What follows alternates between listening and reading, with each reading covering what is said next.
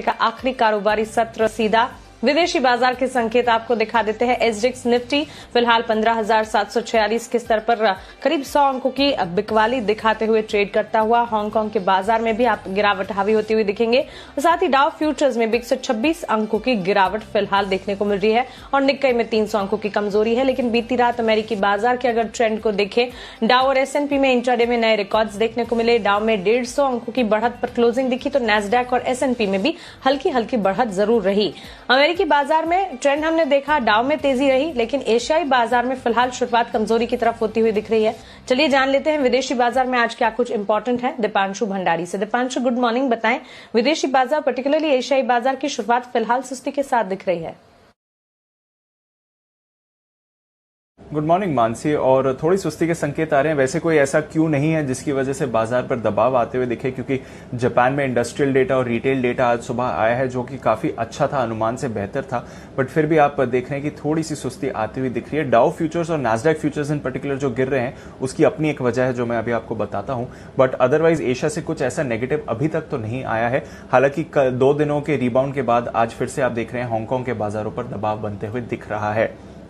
जहां तक कल शाम के अमेरिकी बाजारों के एक्शन का सवाल है, दमदार एक्शन आपको होता हुआ दिखा जहां तक डाउ और एसएनपी की बात है, क्योंकि नए रिकॉर्ड्स यहां पर इंट्राडे में लगते हुए दिखे हैं और आपने देखा कि एक सीमित दायरे में फिर से कारोबार हुआ, बट डाउ 150 अंकों की बढ़त के साथ ही बंद हुआ।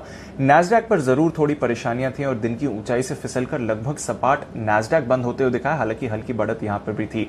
बॉन्ड यील्ड से कोई परेशानी नहीं हो रही है, 1.25% के पास स्टेबल है। स्मॉल कैप्स में हमने देखा कि फिर से 0.7% की तेजी थी, तो लगातार दूसरे दिन स्मॉल कैप इंडेक्स ने लार्जर इंडेक्सेस को आउट परफॉर्म किया है।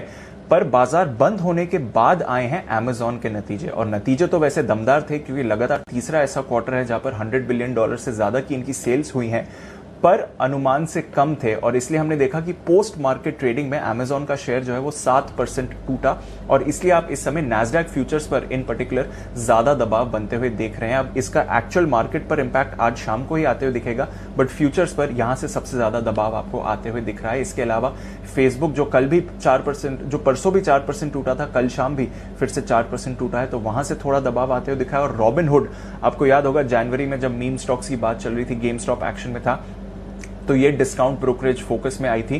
कल इसकी लिस्टिंग भी हुई है और लिस्टिंग के पहले दिन ही काउंटर 8% गिरकर बंद हुआ। ये नैस्डैक पर लिस्ट हुआ था, तो इसलिए भी नैस्डैक पर आपने थोड़ा प्रेशर बनते हुए देखा है।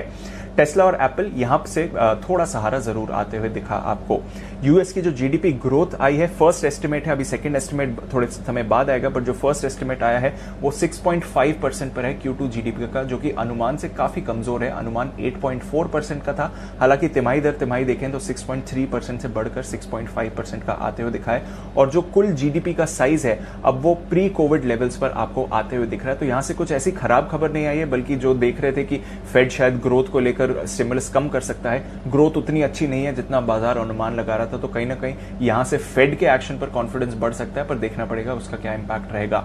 फाइनली यूरोप में आधे से 1% की आपने तेजी देखी है। इसके अलावा अमेरिकी सप्लाई गिरने से कच्चा तेल ऊपर था, ब्रेंट $75 के ऊपर है।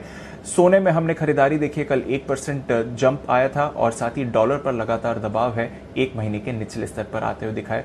तो थोड़ा अमेज़न के नतीजों से और वापस चीन और हांगकांग में जो हो रहा है वहां से आप आज सुबह प्रेशर देख रहे हैं फ्यूचर्स और एशिया के बाजारों में, बट अदरवाइज ऐसा कोई नेगेटिव ग्लोबल क्यू नहीं आया है मार्केट्स के लिए।